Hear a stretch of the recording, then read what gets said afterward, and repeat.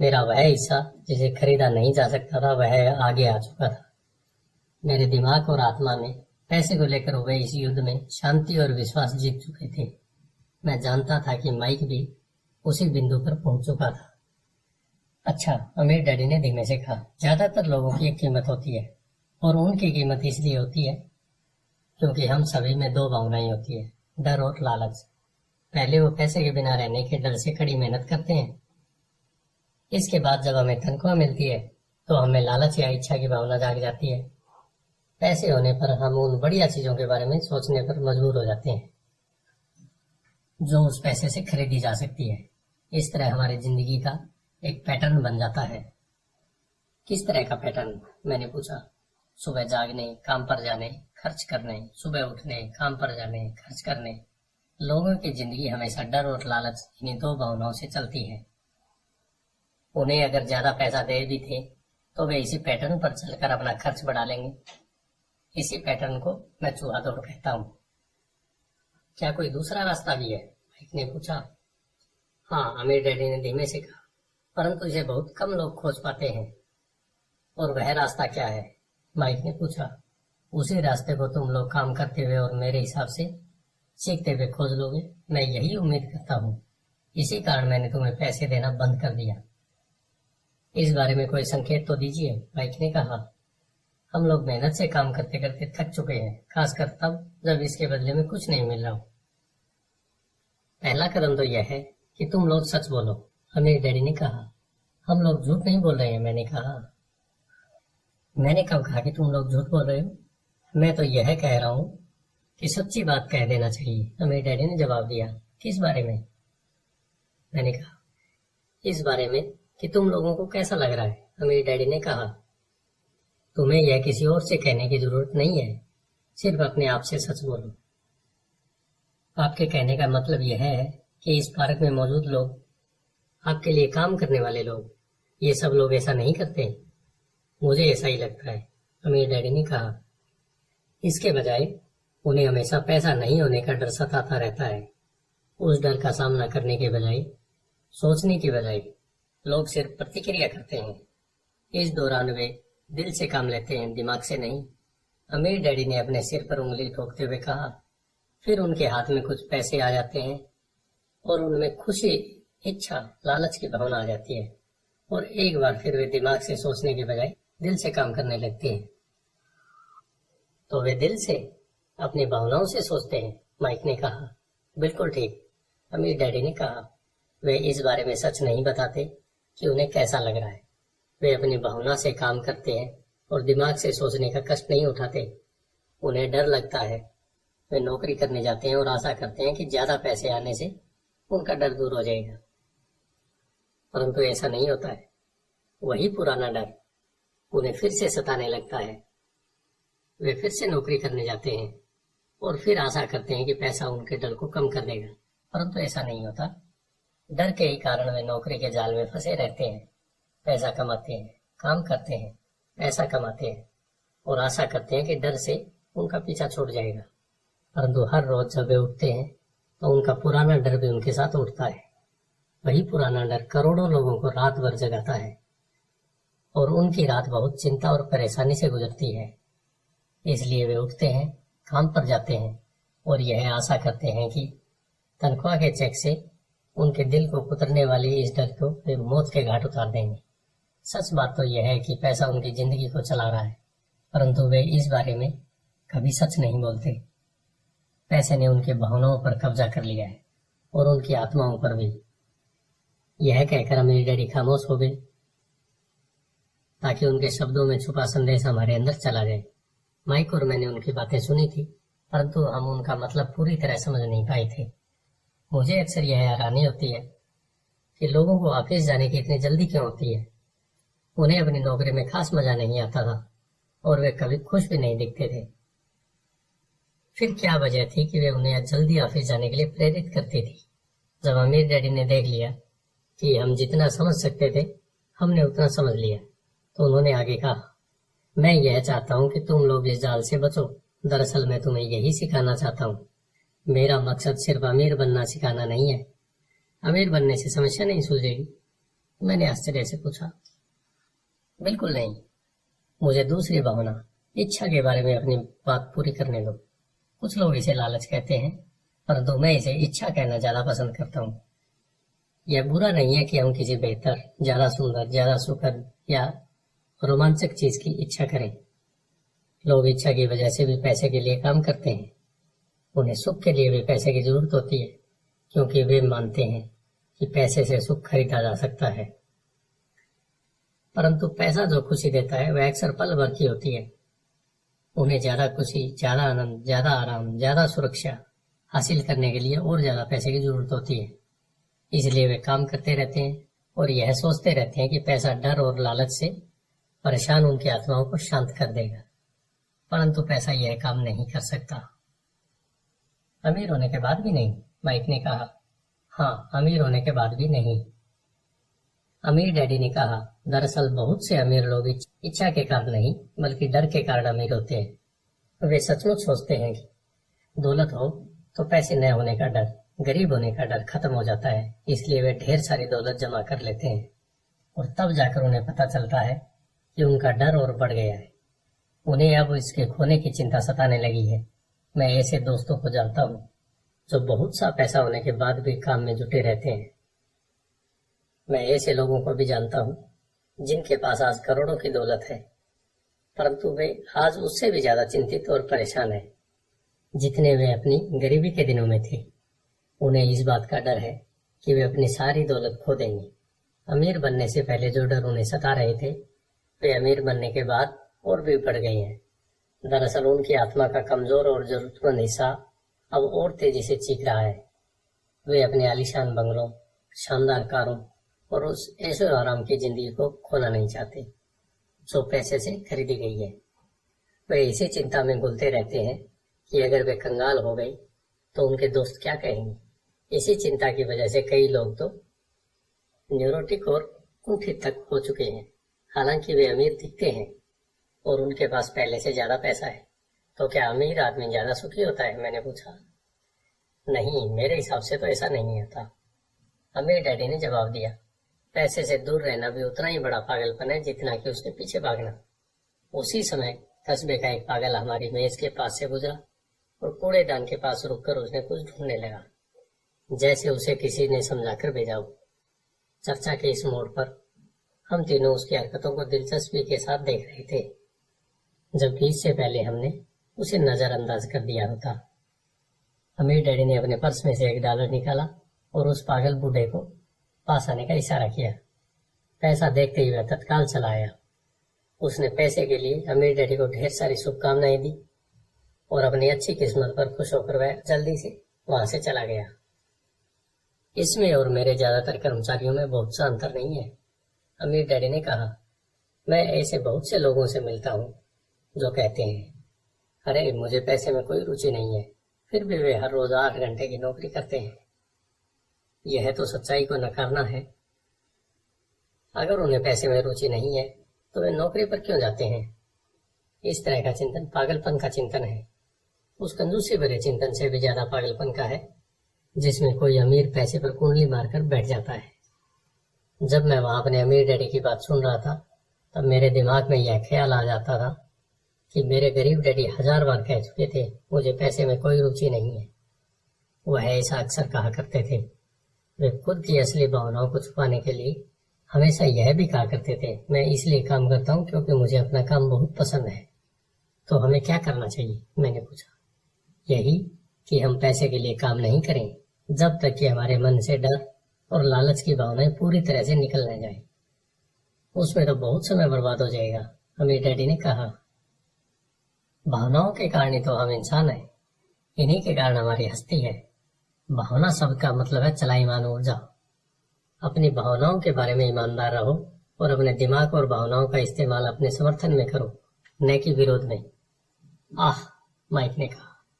अगर तुम्हें मेरी बात समझ में नहीं आई हो तो इस बारे में चिंता मत करो, आगे आने वाले सालों में तुम्हें इसका मतलब समझ में आएगा। अपनी भावनाओं पर प्रतिक्रिया करने के बजाय उनका विश्लेषण करने की कोशिश करो। ज्यादातर लोग यह नहीं जानते कि वे अपने दिमाग से सोचने के बजाय अपने दिल की भावनाओं से सोचते हैं। आपकी भावनाएं तो आपकी रहेंगी ही, परंतु आपको अपने दिमाग से सोचना भी आना चाहिए, क्योंकि दिमाग को सोचने के लिए ही बनाया गया है। क्या आप मुझे इसका कोई उदाहरण दे सकते हैं? मैंने पूछा। नहीं। क्यों नहीं? अमीर डैडी ने जवाब दिया। जब कोई आदमी कहता है मुझे नौकरी खोजने की जरूरत है, तो इस बात की बहुत संभावना है कि उसकी भावनाएं फैसला कर रही है। इस विचार का असली कारण है पैसा न होने का डर। परंतु अपनी जिंदगी चलाने के लिए लोगों को पैसे की जरूरत तो पड़ती ही है। मैंने कहा। बिल्कुल पड़ती है। अमीर डैडी मुस्कुराए। मैं सिर्फ यह कह रहा हूँ कि उनके डर के कारण उनके मन में यह विचार आता है। मैं समझ नहीं पाया। माइक ने कहा।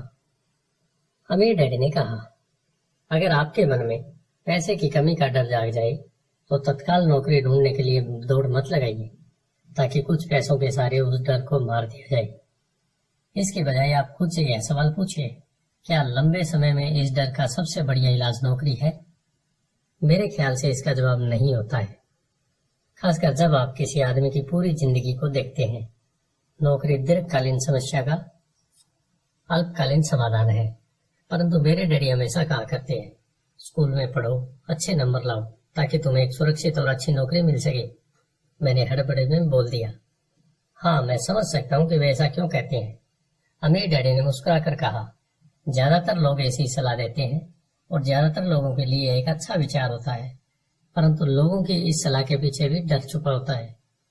आपका यह मतलब है कि मेरे डैडी ऐसा इसलिए करते हैं क्योंकि वे डरे हुए हैं? हाँ, अमीर डैडी ने कहा। वे घबराए हुए हैं कि शायद तुम पैसा नहीं कमा पाओगे और समाज में फिट नहीं हो पाओगे। मुझे गलत मत समझना, वे तुम्हें प्यार करते हैं और तुम्हारा भला चाहते हैं, और मैं सोचता हूँ कि उनके डर सही भी हैं।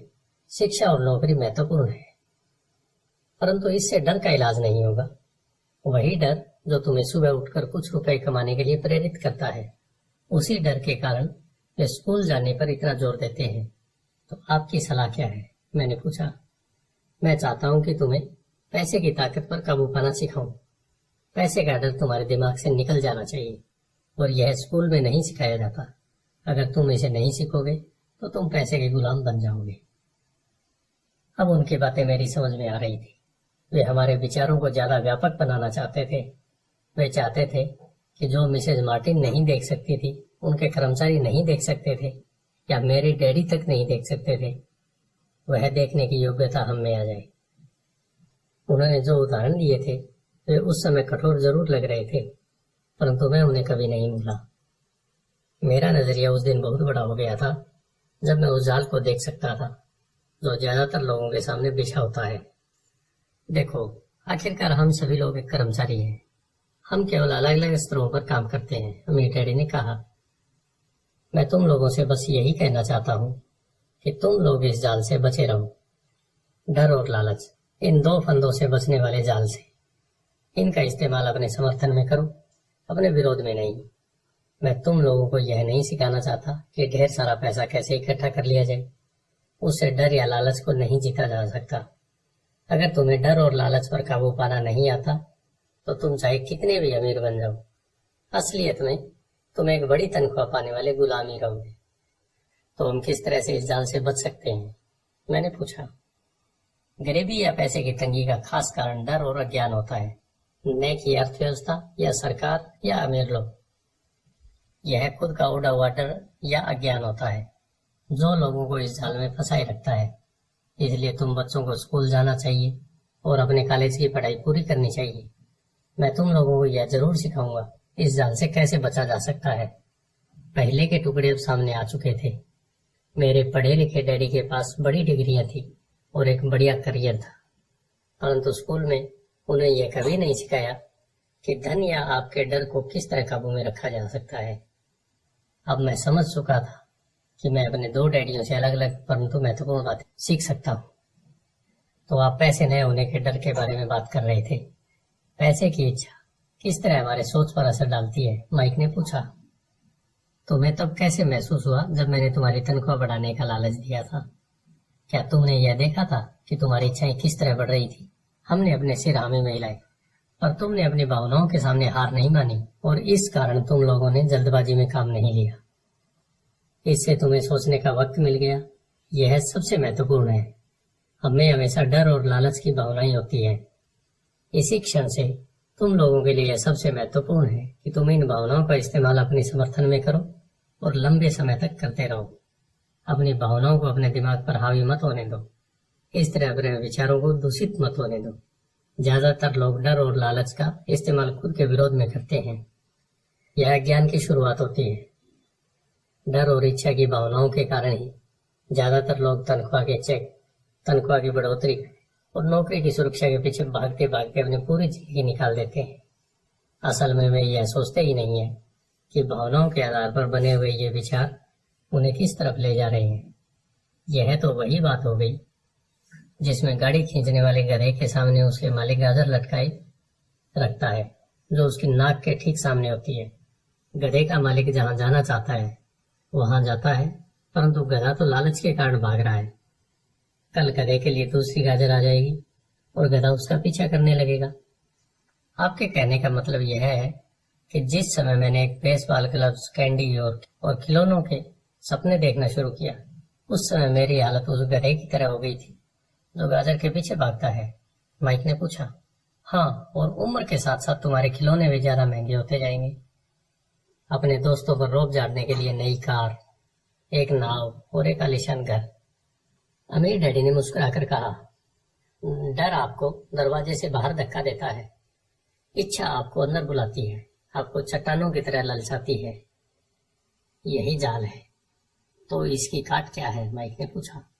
डर और इच्छा अज्ञान की वजह से बढ़ते हैं, इसलिए अमीर लोगों के पास जितना ज्यादा पैसा होता है उनका डर भी उतना ही ज्यादा बड़ा होता है।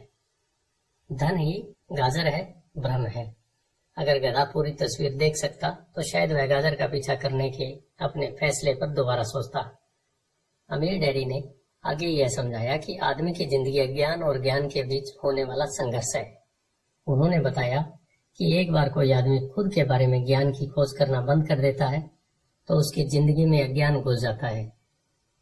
यह संघर्ष हर पल होता है, इसलिए हमें यह फैसला करना है, यह सीखना है कि अपने दिमाग को खुला रखा जाए या इसे बंद कर लिया जाए। देखो, स्कूल बहुत ज्यादा महत्वपूर्ण है, पर आप स्कूल इसलिए जाते हैं ताकि आप वहाँ कोई कला या व्यवसाय सीख सकें और इस तरह से आप समाज में योगदान दे सकें। हर समाज में शिक्षकों, डॉक्टरों, मैकेनिकों, कलाकारों, रसोइयों, व्यवसायिक लोगों, पुलिस अफसरों, आग बुझाने वालों और सिपाहियों की जरूरत होती है। स्कूल उन्हें यह सब सिखाते हैं ताकि हमारा समाज विकसित हो सके और हमारी संस्कृति समृद्ध हो सके।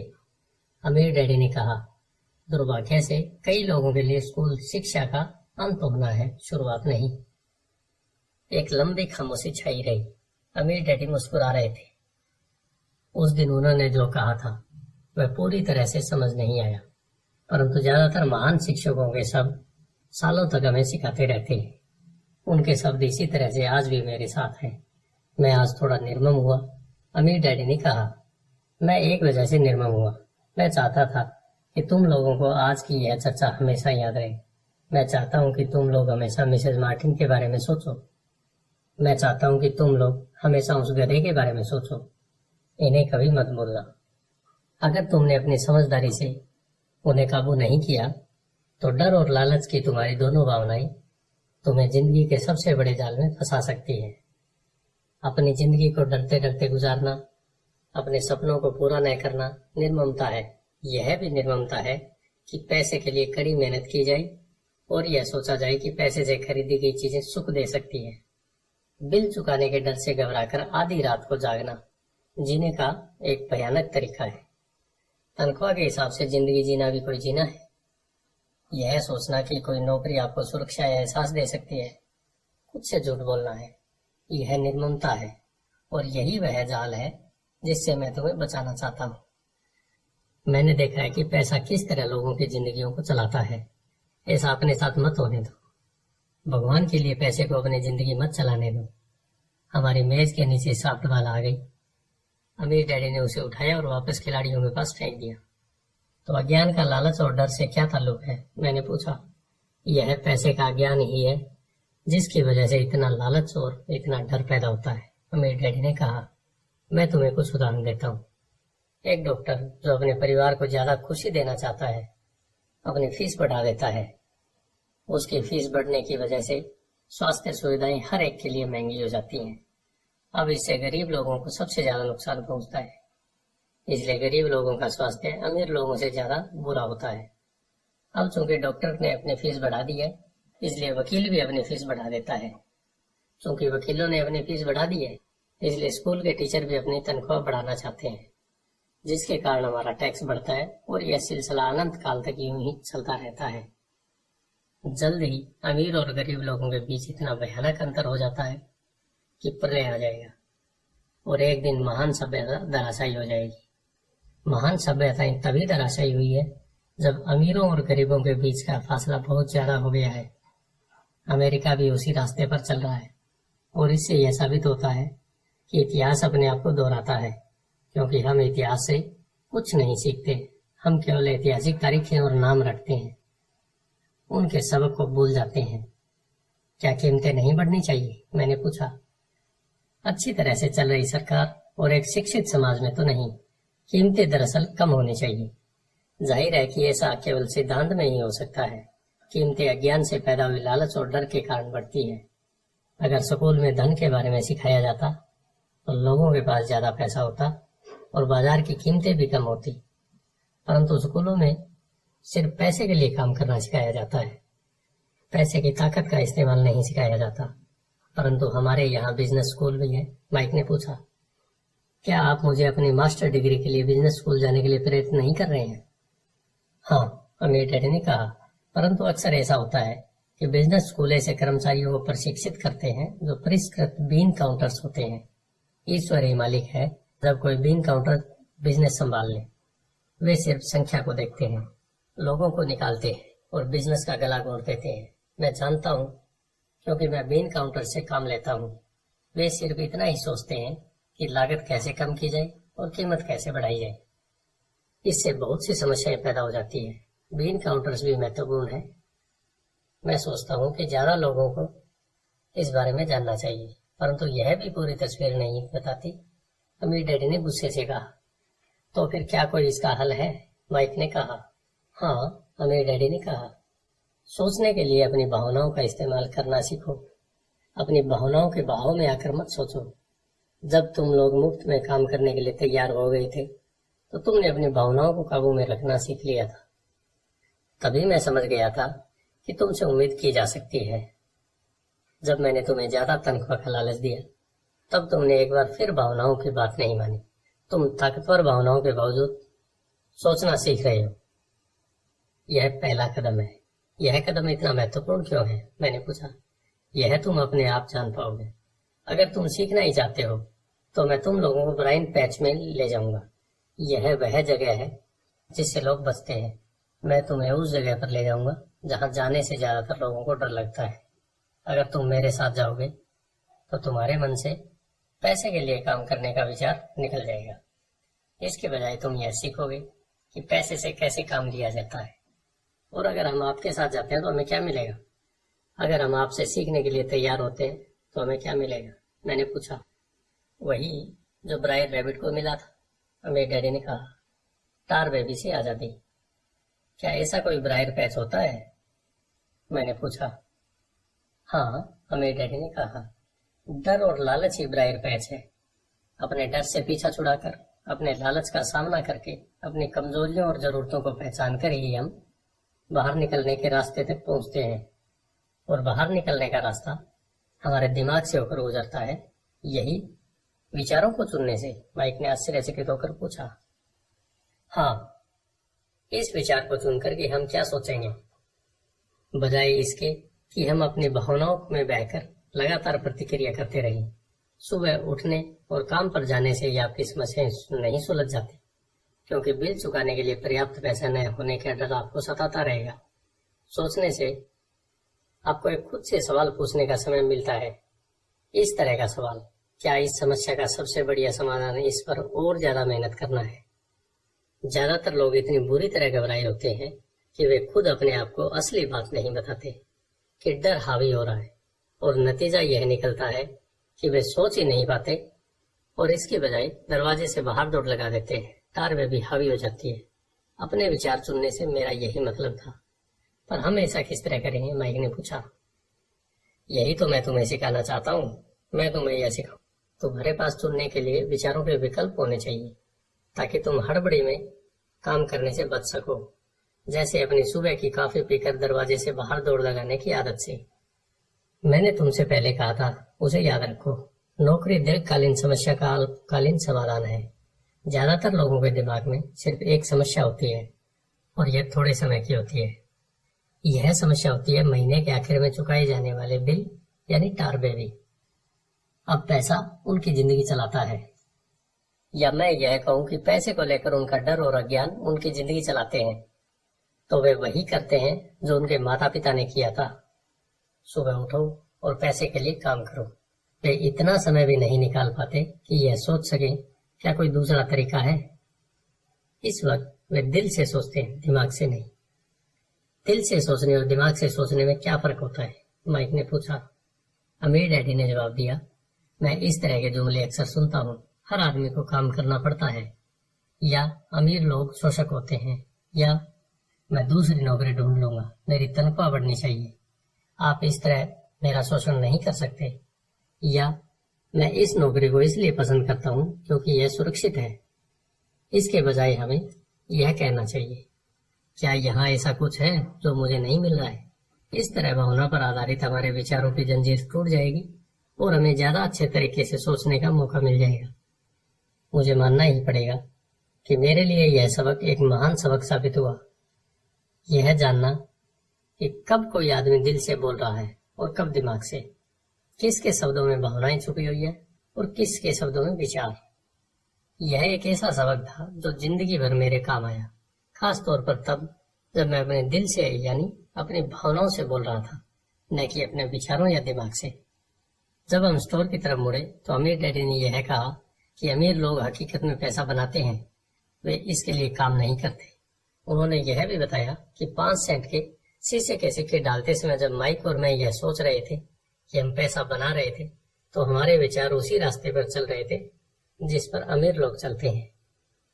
दिक्कत सिर्फ इतनी थी कि हमारे लिए ऐसा करना गैर कानूनी था। सरकार और बैंकों के लिए ऐसा करना कानूनी था, परंतु हमारे लिए नहीं था।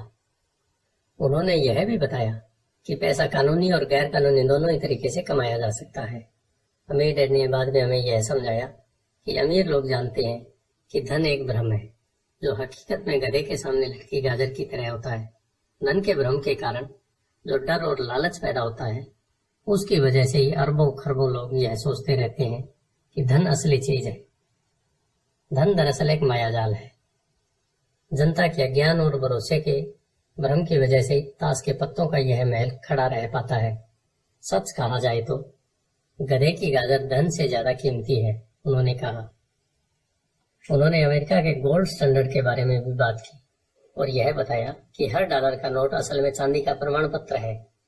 उन्हें इस अफवाह से चिंता हो रही थी कि किसी दिन हम लोग गोल्ड स्टैंडर्ड को छोड़ देंगे और हमारे डॉलर चांदी के प्रमाण पत्र नहीं रहेंगे। जब ऐसा होगा बच्चों, तो कयामत आ जाएगी।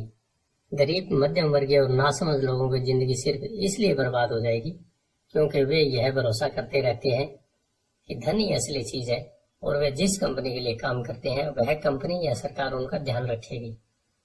उनकी बातें उस दिन हमारी समझ में नहीं आ रही थी, परंतु सालों बाद जाकर मुझे यह समझ में आया कि यह बड़े पते की बात थी। जब वे अपने पिकअप ट्रक में चढ़े तो उन्होंने कहा, काम चालू रखो बच्चों, पर जितनी जल्दी तुम तनख्वाह की जरूरत को भूल जाओगे, तुम्हारी आगे की जिंदगी उतनी ही आसान होती जाएगी। अपने दिमाग का इस्तेमाल करो, मुफ्त में काम करो और जल्दी तुम्हारा दिमाग तुम्हें पैसे कमाने के दूसरे तरीके बता देगा। उन तरीकों से तुम इस नौकरी से ज्यादा पैसा कमा लोगे। तुम ऐसी चीजें देख पाओगे जो दूसरे लोग कभी नहीं देख पाते। मौके उनकी नाक के नीचे होते हैं, फिर भी ज्यादातर लोग इन मौकों को कभी नहीं देख पाते। इसका कारण यह है कि वे पैसे और सुरक्षा ढूंढते रहते हैं, इसलिए उन्हें यही मिलते हैं। जिस वक्त तुम एक मौका भांपने में कामयाब हो जाओगे, उसके बाद तुम जिंदगी भर मौका भांप सकते हो। जिस वक्त तुम ऐसा कर लोगे, मैं तुम लोगों को कुछ और बातें सिखाऊंगा। इस बात को ध्यान से समझ लो ताकि तुम जिंदगी के सबसे बड़े जाल से बच सको। वह टार बेबी तुम्हें कभी कभी नहीं छू पाएगी। माइक और मैंने स्टोर से अपनी चीजें उठाई और मिसेज मार्टिन से गुड बाय कहा। हम वापस पार्क गए, उसी पिकनिक बेंच पर बैठे और वहां घंटों तक सोचते रहे और बातें करते रहे। हमने अगला हफ्ता स्कूल में सोचते हुए और इसी बारे में बातें करते हुए बिताया। 2 सप्ताह तक हम लोग सोचते रहे, बातें करते रहे और मुफ्त में काम करते रहे। दूसरे शनिवार के आखिर में मैं मिसेज मार्टिन से दोबारा गुड बाय कर रहा था और कॉमिक बुक स्टैंडर्ड को ललचाई नजर से देख रहा था। हर शनिवार 30 सेंट नए मिलने से सबसे दुखद बात यह थी कि मेरे पास कॉमिक्स खरीदने के लिए बिल्कुल भी पैसे नहीं होते थे। अचानक जब मिसेज मार्टिन मुझे और माइक को गुड बाय कह रही थी, मैंने उन्हें एक ऐसा काम करते हुए देखा जो इससे पहले कभी नहीं देखा था। मेरा मतलब है, मैंने इसके पहले उन्हें ऐसा करते तो देखा था, पर उस तरफ ध्यान नहीं दिया था। मिसेज मार्टिन ने कॉमिक्स के पहले पेज को आधे में काटा और उसे संभाल कर अपने पास रख लिया। बाकी की पुस्तक को उन्होंने एक बड़े से भूरे कार्डबोर्ड के बॉक्स में डाल दिया। जब मैंने उनसे पूछा कि वे इस कॉमिक्स का क्या करती हैं, तो उन्होंने कहा, मैं उन्हें फेंक देती हूँ। जब वह नई कॉमिक्स लाता है तो मैं ऊपर के आधे कवर को क्रेडिट के लिए कॉमिक्स बुक डिस्ट्रीब्यूटर को दे देती हूँ। वह 1 घंटे में आने वाला है। माइक और मैंने 1 घंटे तक इंतजार किया। जल्दी ही वह डिस्ट्रीब्यूटर वहां आया और मैंने उससे पूछा कि क्या हमें कॉमिक्स मिल सकती है। इस पर उसने जवाब दिया, आपको मिल सकती है अगर आप इस स्टोर में काम करते हैं और अगर आप यह वादा करें कि आप उसे दोबारा नहीं बेचेंगे। हमारी पार्टनरशिप एक बार फिर कायम हो गई। माइक की मम्मी ने बेसमेंट में हमें खाली कमरा दे दिया जो उनके किसी काम का नहीं था। हमने इसकी सफाई करके उसमें सैकड़ों कॉमिक्स जमा कर ली। जल्दी हमारी कॉमिक्स लाइब्रेरी जनता के लिए खोल दी गई। माइक की छोटी बहन को पढ़ने का बहुत शौक था, इसलिए हमने उसे अपना लाइब्रेरियन बना लिया। लाइब्रेरी में आने और कॉमिक्स पढ़ने के लिए हम हर बच्चे से 10 सेंट लेते थे। स्कूल खत्म होने के बाद हर दोपहर 2:30 से 4:30 तक लाइब्रेरी खुलती थी। पड़ोस के बहुत से बच्चे इसके ग्राहक बन गए थे और वे जितने कॉमिक्स पढ़ना चाहते थे 2 घंटे में पढ़ सकते थे। यह उनके लिए बहुत बढ़िया सौदा था, क्योंकि एक कॉमिक्स की कीमत 10 सेंट होती थी और 2 घंटे में वे 5 या 6 कॉमिक्स पढ़ लेते थे। माइक की बहन लौटते समय बच्चों की तलाशी लेती थी और यह देख लेती थी कि वे अपने कपड़ों में कॉमिक्स छुपा कर तो नहीं ले जा रहे हैं। वह इस बात का रिकॉर्ड भी रखती थी कि हर रोज कितने बच्चे आए, उनका नाम क्या था और उनके सुझाव क्या थे। माइक और मुझे 3 महीने तक हर हफ्ते $9.5 का औसत लाभ हुआ। हमने उसके बहन को हर हफ्ते $1 का भुगतान किया और उसे मुफ्त में कॉमिक्स पढ़ने का फायदा भी दिया। हालांकि वह कॉमिक्स कभी कभार ही पढ़ती थी, क्योंकि वह हमेशा अपनी पढ़ाई में लगी रहती थी। माइक और मैं समझौते के मुताबिक हर शनिवार स्टोर में काम करते रहे। साथ ही हम अलग अलग दुकानों से कॉमिक्स इकट्ठी करते रहे। हमने वादे के मुताबिक कॉमिक्स नहीं बेचे। जब कोई कॉमिक्स फट जाती थी तो हम उसे जला देते थे। हमने इसकी एक शाखा खोलने की भी कोशिश की, परंतु हमें माइक की बहन की तरह मेहनती और भरोसेमंद लाइब्रेरियन नहीं मिला। बहुत कम उम्र में ही हमने यह जान लिया था कि अच्छे स्टाफ को खोजना कितना मुश्किल होता है। लाइब्रेरी खुलने के 3 महीने बाद हमारी लाइब्रेरी में एक समस्या आ गई। दूसरे मोहल्ले के कुछ गुंडे अंदर घुस आए और उन्होंने झगड़ना शुरू कर दिया। माइक के डैडी ने सुझाव दिया कि हम अपना यह कारोबार बंद कर दें। तो इस तरह हमारा कॉमिक्स का धंधा बंद हो गया और हमने कन्वीनियंस स्टोर पर हर शनिवार काम करना भी बंद कर दिया। फिर भी अमीर डैडी रोमांचित थे, क्योंकि उनके पास ऐसी बहुत सी नई बातें थी जो वे हमें सिखाना चाहते थे। वह खुश थे क्योंकि हमने उनकी पहले सबक को इतनी अच्छी तरह से सीख लिया था। हमने यह भी सीख लिया था कि पैसे से अपने लिए काम कैसे करवाया जाए। स्टोर में नौकरी के बदले में पैसा नहीं मिलता था, इसलिए हमें मजबूरन अपनी कल्पना शक्ति पर जोर डालना पड़ा ताकि हम पैसा कमाने का कोई दूसरा तरीका ढूंढ सके। कॉमिक्स लाइब्रेरी हमारा अपना व्यवसाय था। हमारा धन हमारे काबू में था और हम किसी मालिक के मोहताज नहीं थे। इसमें सबसे अच्छी बात यह थी कि हमारे व्यवसाय से हमें तब भी पैसा मिलता था जब हम वहां स्वयं मौजूद नहीं होते थे। उस समय हम पैसे के लिए काम नहीं करते थे, बल्कि हमारा पैसा हमारे लिए काम करता था।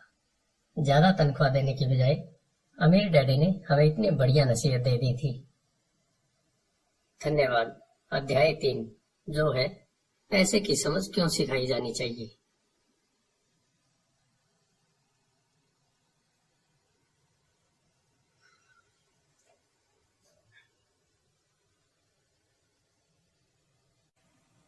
रिच डैड पुअर डैड अध्याय 3 पैसे की समझ क्यों सिखाई जानी चाहिए। 1990 में मेरे सबसे अच्छे दोस्त माइक ने अपने डैडी का लंबा चौड़ा कारोबार संभाल लिया है और उसे अपने डैडी से ज्यादा कामयाबी मिल रही है। हम एक दूसरे से साल में 1-2 बार गोल्फ कोर्स पर मिलते हैं। वह और उसकी पत्नी इतने ज्यादा अमीर हैं कि आप इसकी कल्पना भी नहीं कर सकते। अमीर डैडी का साम्राज्य बहुत सुरक्षित हाथों में है और अब माइक अपने बेटे को उसी तरह सिखा रहा है जिस तरह से उसके डैडी ने हमें सिखाया था। 1994 में मैं 47 साल की उम्र में रिटायर हो गया और मेरी पत्नी किम उस वक्त 37 साल की थी। रिटायरमेंट का यह मतलब नहीं है कि हम काम नहीं करते या आगे काम नहीं करेंगे। इसका मतलब यह है कि जब तक कोई चमत्कार ही न हो जाए तब तक हम काम करने या न करने के लिए आजाद हैं। इसका कारण यह है कि हमारी दौलत अपने आप बढ़ती रहती है, मुद्रास्फीति की दर से कहीं ज्यादा तेज रफ्तार से। मुझे लगता है कि आजादी इसी को कहते हैं। हमारी दौलत इतनी ज्यादा है कि यह अपने आप बढ़ सकती है। यह पेड़ लगाने की तरह है। आप सालों तक इसे पानी देते हैं और एक दिन इसे आपकी जरूरत नहीं रह जाती है। इसकी जड़ें जमीन में काफी गहराई तक पहुंच जाती है। इसके बाद पेड़ आपके सुख के लिए छाया और फल देता है। माइक ने साम्राज्य चलाने का विकल्प चुना और मैंने रिटायर होने का।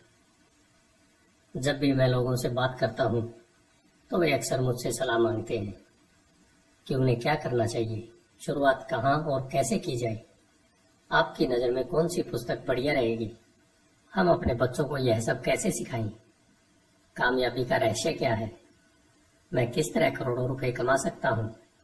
ऐसे वक्त मुझे हमेशा एक लेख की याद आती है जो यहाँ दिया जा रहा है। सबसे अमीर बिजनेसमैन।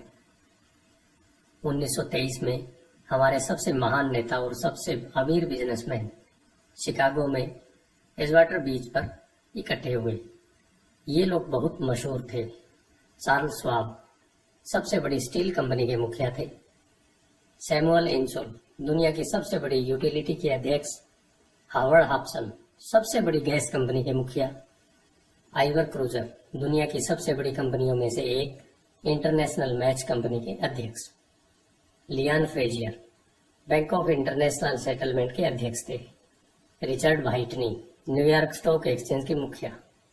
आर्थर कॉटन और जेसी लिवरमोर सबसे बड़े 2 स्टॉक स्पेकुलेटर्स थे। और अल्बर्ट फॉल प्रेसिडेंट हार्डिंग के कैबिनेट के मंत्री थे। 25 साल बाद इनमें से 9 लोगों का अंत इस तरह हुआ। स्वाब 5 साल तक कर्जे में डूबे रहने के बाद गरीबी में मरे।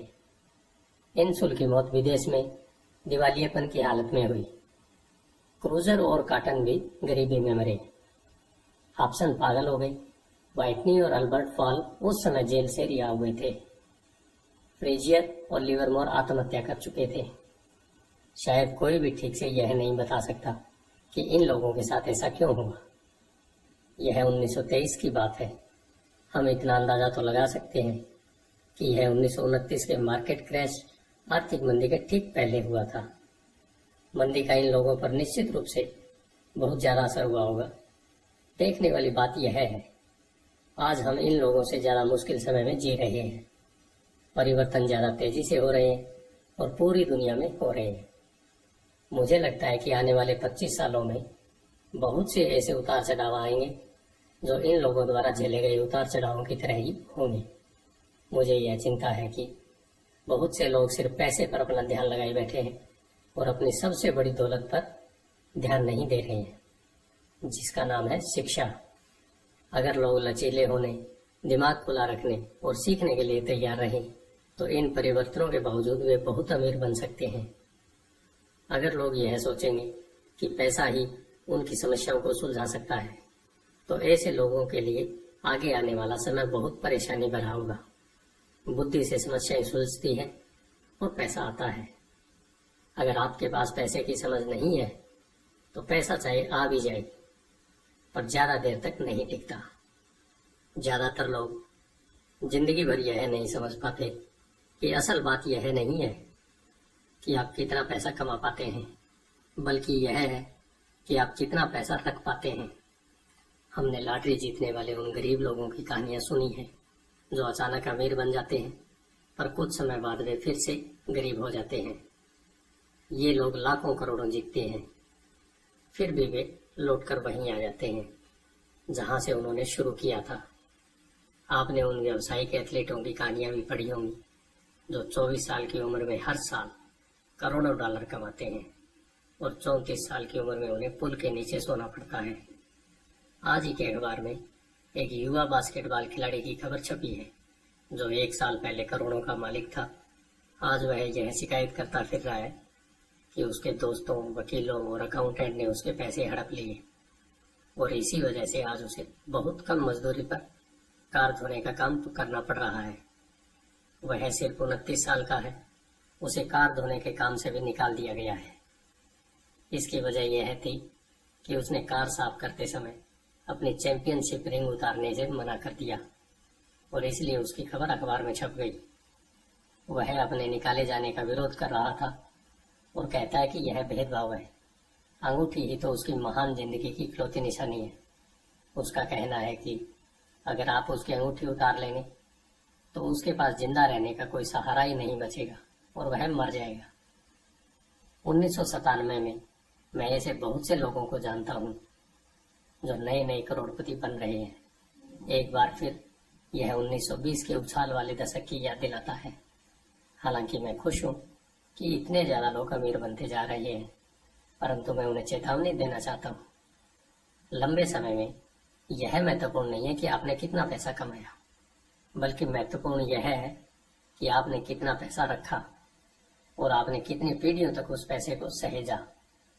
तो जब लोग मुझसे पूछते हैं हम किस तरह शुरू करें या मुझे बताइए कि जल्दी से अमीर कैसे बना जा सकता है, तो वे मेरे जवाब से बहुत निराश होते हैं। मैं उनसे सिर्फ यही कहता हूँ जो मेरे अमीर डैडी ने मुझसे बचपन में कहा था, अगर तुम अमीर बनना चाहते हो तो तुम्हारे पास पैसे की समझ होना चाहिए। जब भी मैं अमीर डैडी से मिलता था यह विचार मेरे दिमाग में हर बार ठोका जाता था। जैसा मैंने कहा, मेरे पढ़े लिखे डैडी हमेशा किताबें पढ़ने के फायदे बताते रहते थे। दूसरी तरफ मेरे अमीर डैडी वित्तीय साक्षरता या पैसे की समझ विकसित करने पर जोर देते थे। अगर आप एम्पायर स्टेट बिल्डिंग बनाने जा रहे हैं तो सबसे पहले आपको एक गहरा खड्डा खोदना पड़ेगा और एक मजबूत नींव डालनी पड़ेगी। अगर आप किसी उपनगर में एक घर बनाने जा रहे हैं तो आपको सिर्फ 6 इंच का कंक्रीट का स्लैब डालना होगा। ज्यादातर लोग अमीर बनने के चक्कर में 6 इंच के स्लैब पर एम्पायर स्टेट बिल्डिंग खड़ी करना चाहते हैं। हमारा स्कूल सिस्टम उस जमाने का है जब खेती किसानी ही अर्थव्यवस्था का आधार थी। आज भी यह बिना नींव के घरों में भरोसा करता है। धूल की फर्श आज भी लोकप्रिय है, इसलिए स्कूल से निकलने वाले बच्चों की कोई आर्थिक नींव ही नहीं है। एक दिन जब उन्हें नींद नहीं आती और वे कर्ज में डूब जाते हैं तो वे अमेरिकी सपनों को देखते हैं और यह फैसला करते हैं कि पैसे की जो समस्या उनके सामने खड़ी है उसे अमीर होकर ही सुलझाया जा सकता है।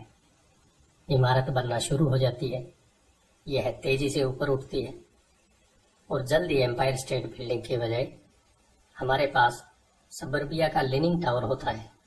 हमारी रातों की नींद एक बार फिर उड़ जाती है। माइक और मेरे लिए दोनों ही विकल्प संभव थे क्योंकि हमारी आर्थिक नींव मजबूत थी और पैसे की समझ हमें बचपन से ही सिखाई गई थी। देखा जाए तो अकाउंटिंग शायद दुनिया का सबसे बोरिंग विषय है। यह बहुत उलझन भरा विषय भी है, परंतु अगर आप लंबे समय तक अमीर बने रहना चाहते हैं तो यह सबसे महत्वपूर्ण विषय भी है। सवाल यह है कि आप इस बोरिंग और उलझन भरे विषय को अपने बच्चों को किस तरह सिखा सकते हैं। इस सवाल का जवाब है इसे आसान बनाकर।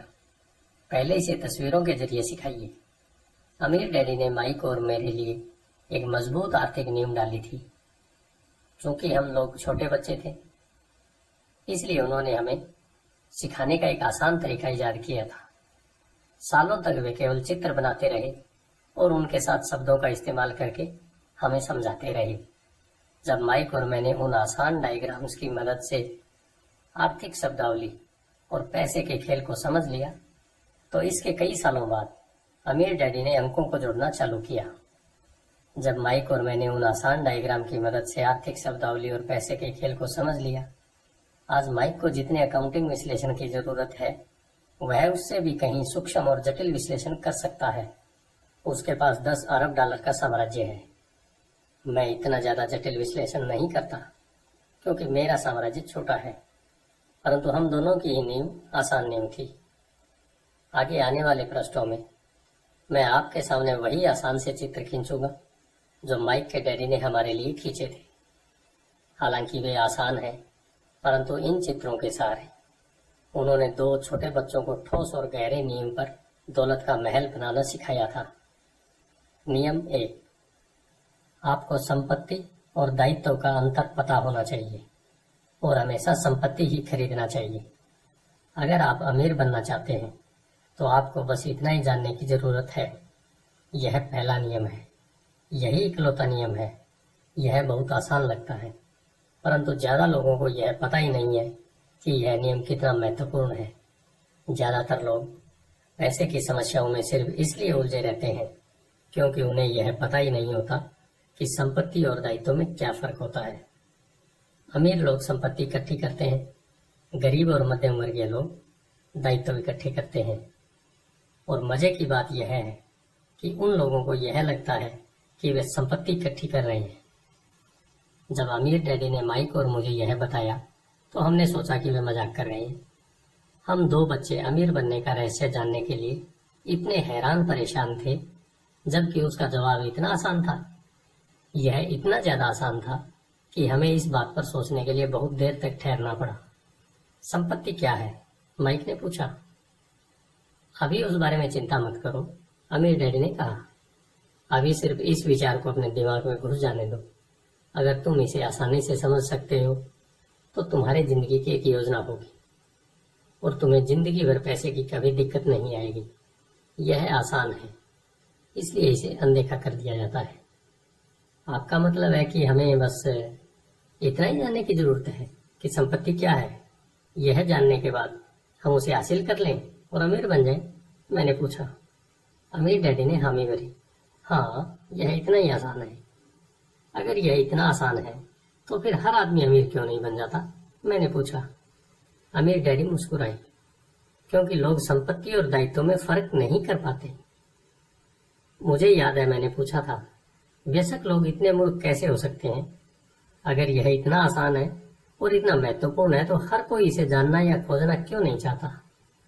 संपत्ति और दायित्व क्या होते हैं, यह समझाने में अमीर डैडी को बस कुछ ही मिनट लगे।